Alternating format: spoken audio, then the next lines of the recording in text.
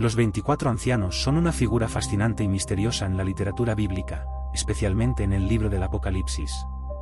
En este contexto, se presentan como figuras celestiales que rodean el trono de Dios, participando en la adoración y la glorificación del Creador. La imagen de los 24 ancianos es rica en simbolismo y ha sido objeto de interpretación a lo largo de los siglos, reflejando la complejidad del culto celestial y la relación entre lo divino y la humanidad. La descripción de los 24 ancianos se encuentra en el Apocalipsis, específicamente en el capítulo 4, donde Juan, el autor de este libro, tiene una visión del cielo.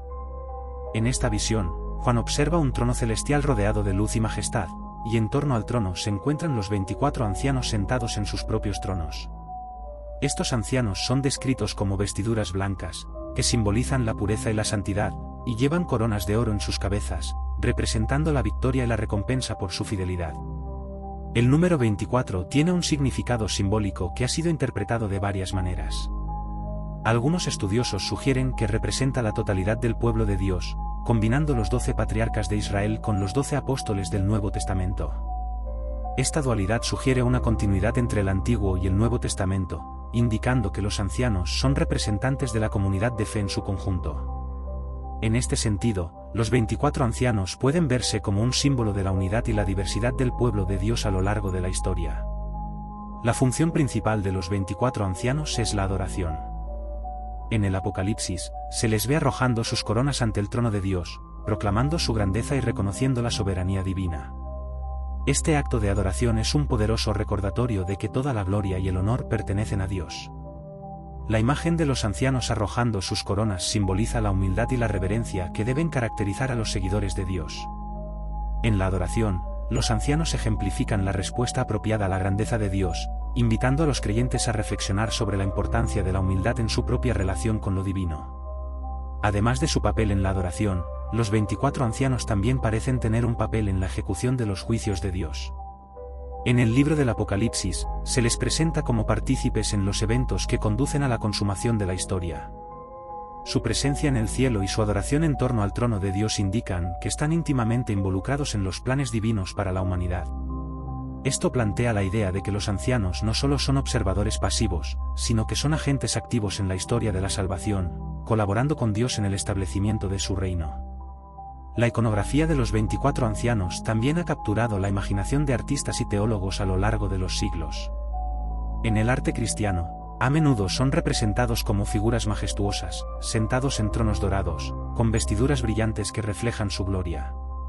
Esta representación visual ha contribuido a la comprensión de su papel como intermediarios entre lo humano y lo divino, simbolizando la conexión entre la tierra y el cielo.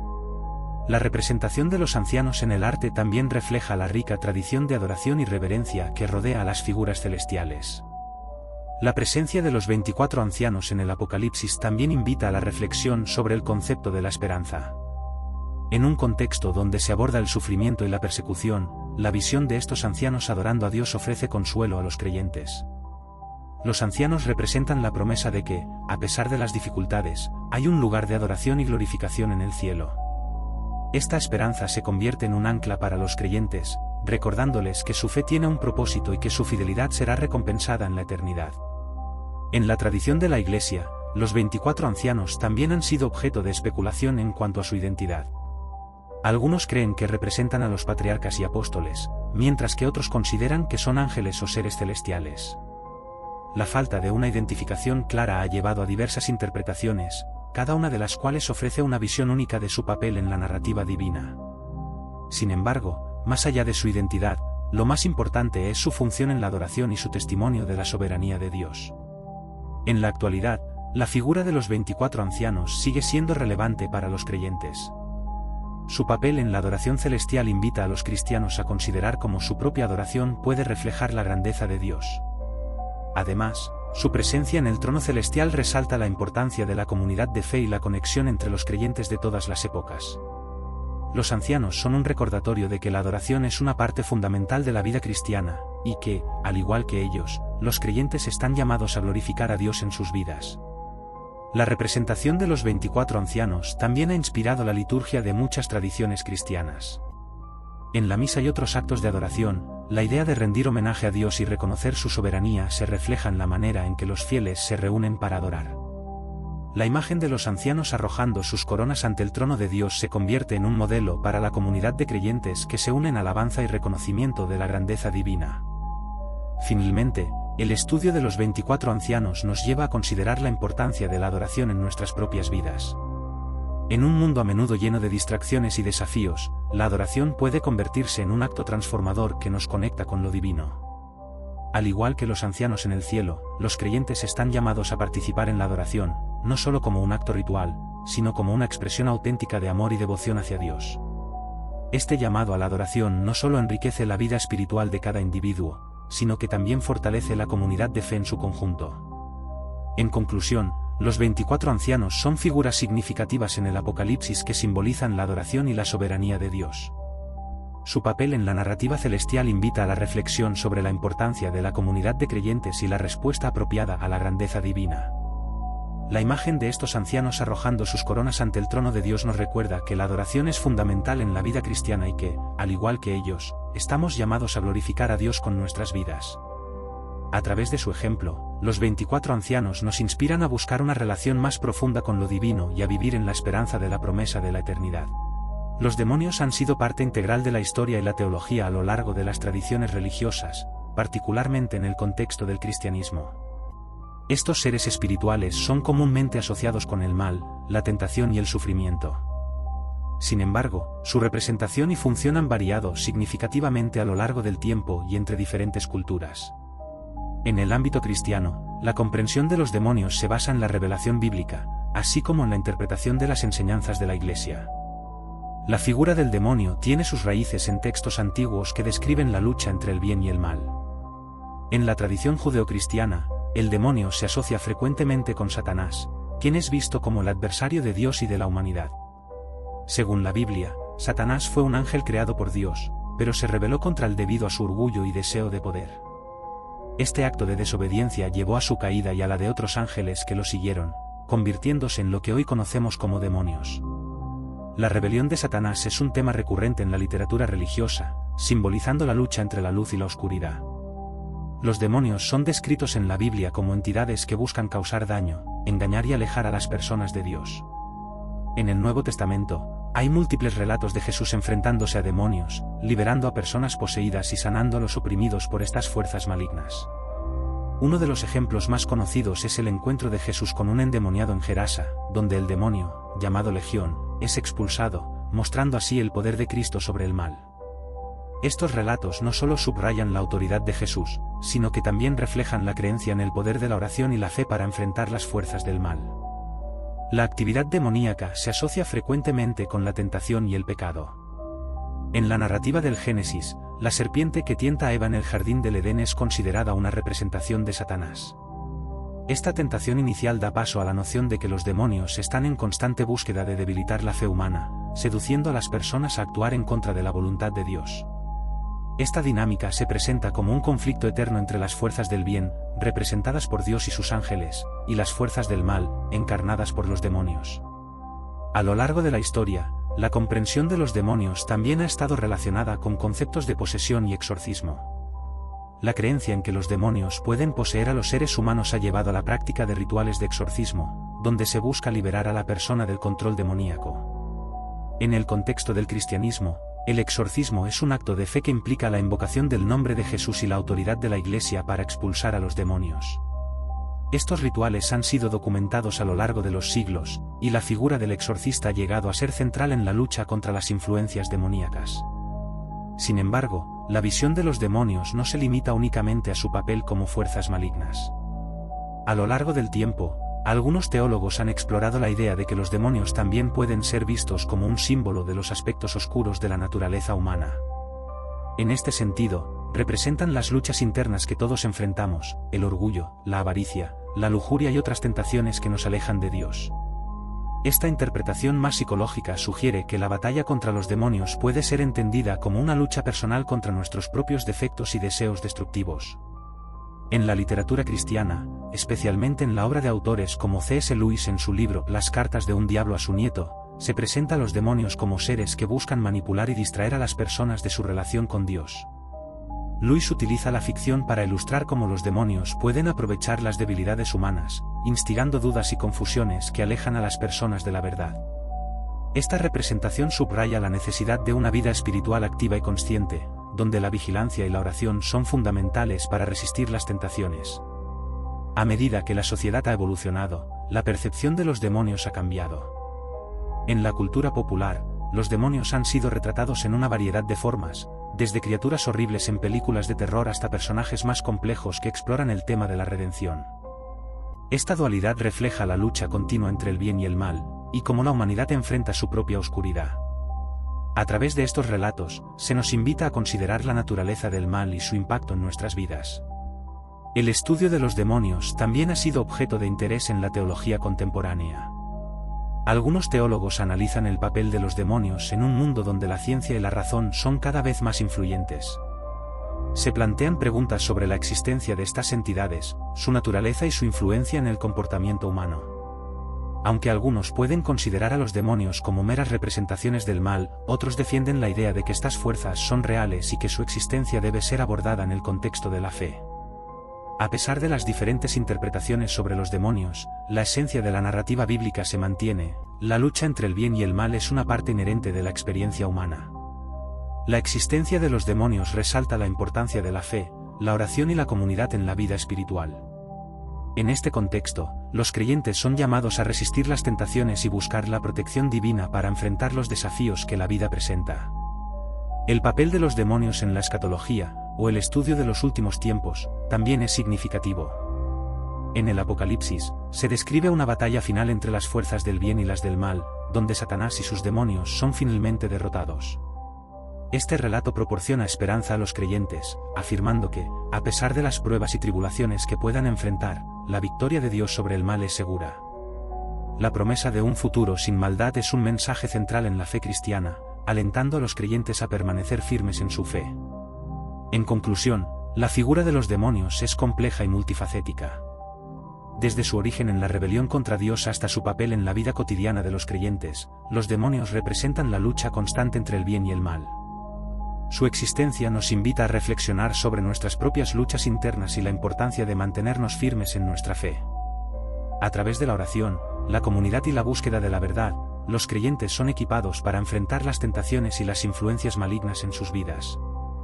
La narrativa de los demonios no solo es un relato de advertencia, sino también un testimonio de la esperanza y la victoria que se encuentran en la fe en Dios y su promesa de redención.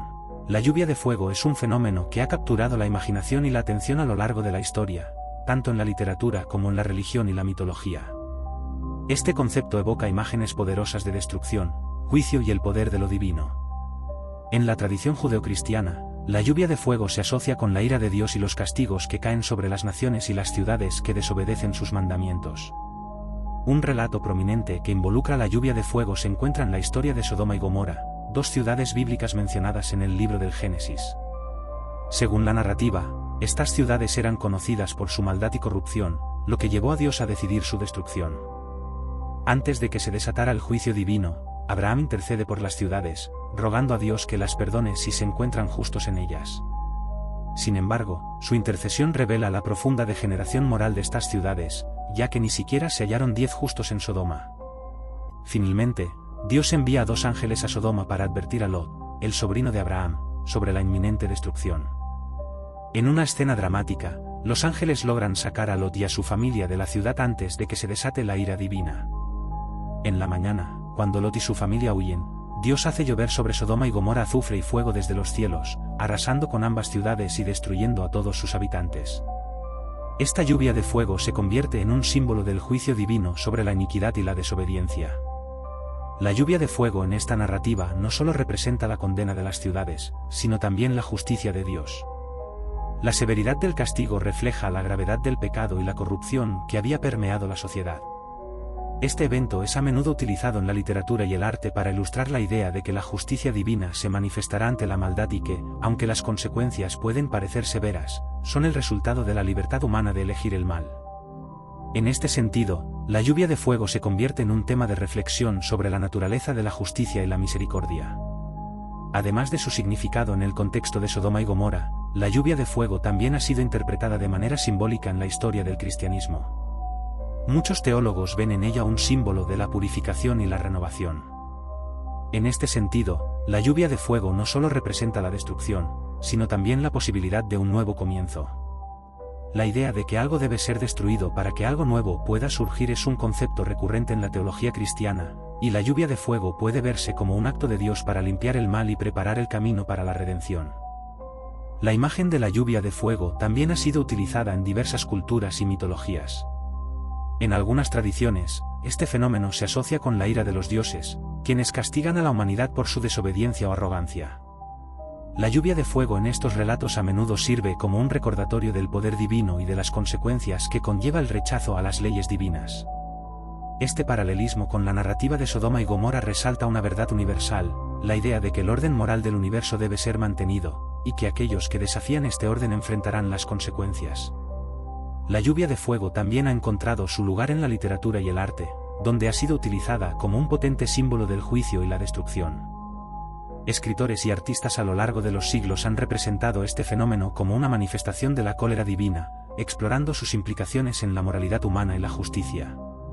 Esta representación ha contribuido a la creación de un rico simbolismo en torno a la idea de que la intervención divina es a menudo un medio para corregir el curso de la humanidad. En el contexto contemporáneo, la lluvia de fuego puede ser vista a través de diferentes lentes. Algunos pueden interpretarla como un símbolo de advertencia sobre las consecuencias del cambio climático y la degradación ambiental. La idea de que la humanidad puede enfrentar desastres naturales catastróficos debido a su propia negligencia resuena con la antigua narrativa de Sodoma y Gomorra. En este sentido, la lluvia de fuego se convierte en una metáfora de las consecuencias de nuestras acciones, sugiriendo que la destrucción puede ser un resultado de nuestra falta de respeto hacia la creación. La lluvia de fuego también puede ser vista en el contexto del juicio final, una creencia que se encuentra en muchas tradiciones religiosas. En el cristianismo, se habla de un día en que Dios juzgará a la humanidad y separará a los justos de los injustos. Algunos relatos apocalípticos incluyen descripciones de fuego y destrucción como parte de este juicio. La lluvia de fuego en este contexto actúa como un recordatorio de que nuestras acciones en la vida tienen consecuencias eternas, y que el tiempo para arrepentirse y buscar la justicia es limitado. En resumen, la lluvia de fuego es un símbolo poderoso que evoca la ira y la justicia de Dios. La historia de Sodoma y Gomorra nos enseña sobre las consecuencias del pecado y la corrupción, así como la importancia de la intercesión y la misericordia. Al mismo tiempo, la lluvia de fuego también puede ser vista como un acto de purificación y renovación, ofreciendo la esperanza de un nuevo comienzo después de la destrucción. A lo largo de la historia y la literatura, este fenómeno ha sido interpretado de diversas maneras, reflejando la complejidad de la relación entre lo divino y la humanidad. En un mundo contemporáneo, la lluvia de fuego puede servir como un recordatorio de las consecuencias de nuestras acciones y la necesidad de vivir de acuerdo con principios éticos y morales. En última instancia, este símbolo nos invita a reflexionar sobre nuestras propias vidas y a considerar cómo nuestras elecciones pueden impactar no solo nuestro futuro, sino también el futuro del mundo que habitamos. El Monte de la Transfiguración es un lugar significativo en la tradición cristiana, donde se relata un evento extraordinario en la vida de Jesús y sus discípulos. Este acontecimiento, que se encuentra en los 3 evangelios sinópticos, Mateo, Marcos y Lucas, marca un momento crucial en la comprensión de la naturaleza divina de Jesús. La historia comienza cuando Jesús, en un momento de profunda conexión espiritual, decide llevar a 3 de sus discípulos más cercanos, Pedro, Santiago y Juan, a una montaña elevada. El viaje hacia el monte es un acto de preparación, un momento en el que Jesús busca un espacio de intimidad y revelación. Esta subida a la montaña no es solo un desplazamiento físico, sino también un símbolo de elevación espiritual. En la montaña, lejos del bullicio de la vida cotidiana, Jesús tiene la oportunidad de manifestar su verdadera identidad y la gloria divina que lo acompaña. Este evento es, sin duda, un testimonio de la relación única entre Jesús y su Padre, así como de la importancia de la revelación divina en la vida de los creyentes. Cuando llegan a la cima, algo asombroso ocurre. Jesús se transforma ante los ojos de los discípulos, su rostro brilla como el sol y sus vestiduras se vuelven resplandecientes y blancas. Esta transformación no solo es un fenómeno físico, sino que también tiene un profundo significado espiritual. En este momento de transfiguración, Jesús revela su divinidad y su conexión con lo celestial. Es un instante en el que los discípulos son testigos de la gloria de Dios manifestada en su Maestro, una experiencia que cambiará para siempre su comprensión de quién es Jesús. En medio de esta gloriosa revelación, aparecen 2 figuras notables, Moisés y Elías. La presencia de estos dos grandes profetas del Antiguo Testamento no es casualidad. Moisés, el mediador de la ley, y Elías, el representante de los profetas, simbolizan el cumplimiento de las Escrituras en la persona de Jesús. Su conversación con Jesús, que se centra en su próxima partida en Jerusalén, subraya la importancia de la misión de Jesús y su papel en la historia de la salvación. Esta interacción entre el Nuevo y el Antiguo Testamento destaca la continuidad de la revelación divina y el propósito de Dios a lo largo de la historia. Los discípulos, asombrados y llenos de temor, no saben cómo reaccionar ante lo que están presenciando. Pedro, en un impulso espontáneo, propone construir 3 tabernáculos, uno para Jesús, otro para Moisés y otro para Elías. Este deseo de quedarse en la experiencia y preservar el momento es comprensible, ya que la transfiguración es una revelación divina de amor y gloria. Sin embargo, Pedro no comprende completamente la naturaleza de lo que está sucediendo. Este deseo de prolongar el momento refleja la necesidad humana de anhelar lo sagrado y lo divino, pero también subraya la limitación de la comprensión humana frente a lo sobrenatural. De repente, una nube luminosa los cubre, y de ella se escucha una voz que dice: «Este es mi Hijo amado, en quien tengo complacencia, a él oíd». Esta voz es una clara declaración de la identidad divina de Jesús y su relación única con el Padre. Es un momento de revelación y confirmación, donde Dios mismo respalda la misión y la naturaleza de Jesús. La instrucción de escuchar a Jesús se convierte en un imperativo para los discípulos, y por extensión, para todos los creyentes. Este mandamiento enfatiza la importancia de seguir a Jesús y prestar atención a sus enseñanzas, que son la clave para entender la voluntad de Dios. Al escuchar la voz de Dios, los discípulos caen al suelo, llenos de miedo. Sin embargo, Jesús se acerca a ellos, tocándolos y diciéndoles que se levanten y no teman. Este gesto de compasión y consuelo es fundamental en la experiencia de la transfiguración. A pesar de la gloria y la majestad que han presenciado, Jesús se presenta como un maestro lleno de amor y ternura. Este acto de tocar a los discípulos simboliza el deseo de Jesús de acompañar a sus seguidores en sus momentos de miedo y confusión, recordándoles que su presencia es una fuente de paz. Cuando los discípulos levantan la vista, ven a Jesús solo, lo que indica que la experiencia de la transfiguración, aunque trascendental, no debe ser un fin en sí mismo. La vida de Jesús y su ministerio continúan en la realidad cotidiana. La transfiguración, por tanto, no es un evento aislado, sino que se integra en la misión de Jesús. Los discípulos deben llevar consigo la gloria del monte a la realidad de la vida diaria, lo que implica un desafío a vivir su fe en medio de las dificultades y pruebas. Este relato de la transfiguración también tiene profundas implicaciones para la teología cristiana. Se convierte en un punto de referencia para comprender la dualidad de la naturaleza de Jesús, tanto divina como humana. La transfiguración ofrece una visión anticipada de la resurrección y la gloria futura de Jesús, así como la esperanza de la transformación espiritual que todos los creyentes pueden experimentar. La presencia de Moisés y Elías también sugiere que los caminos de Dios se entrelazan en la historia, y la obra de Jesús no es un comienzo en blanco, sino el cumplimiento de la promesa divina. La importancia del monte de la transfiguración se extiende más allá del evento mismo. La experiencia de los discípulos es un recordatorio de que todos los creyentes están llamados a experimentar momentos de revelación y transformación en su propia vida espiritual.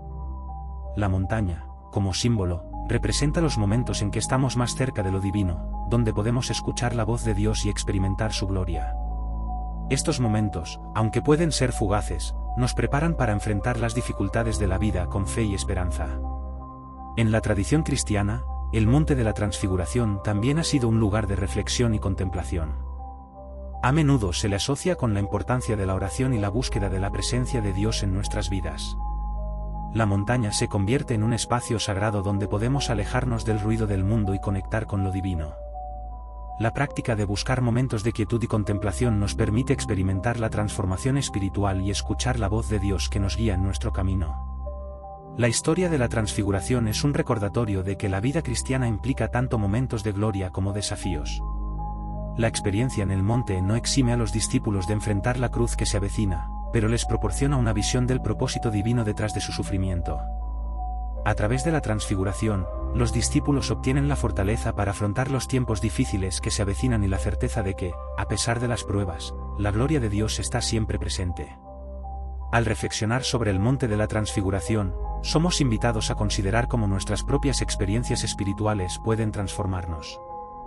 La historia nos recuerda que cada uno de nosotros puede tener momentos de encuentro con lo divino que nos inspiran a vivir con mayor intensidad y compromiso. Al buscar a Dios en nuestras vidas, encontramos el propósito y la dirección que nos guían en nuestro camino. En conclusión, el Monte de la Transfiguración es un evento central en la vida de Jesús y sus discípulos, simbolizando la revelación de la gloria divina y la naturaleza de Cristo.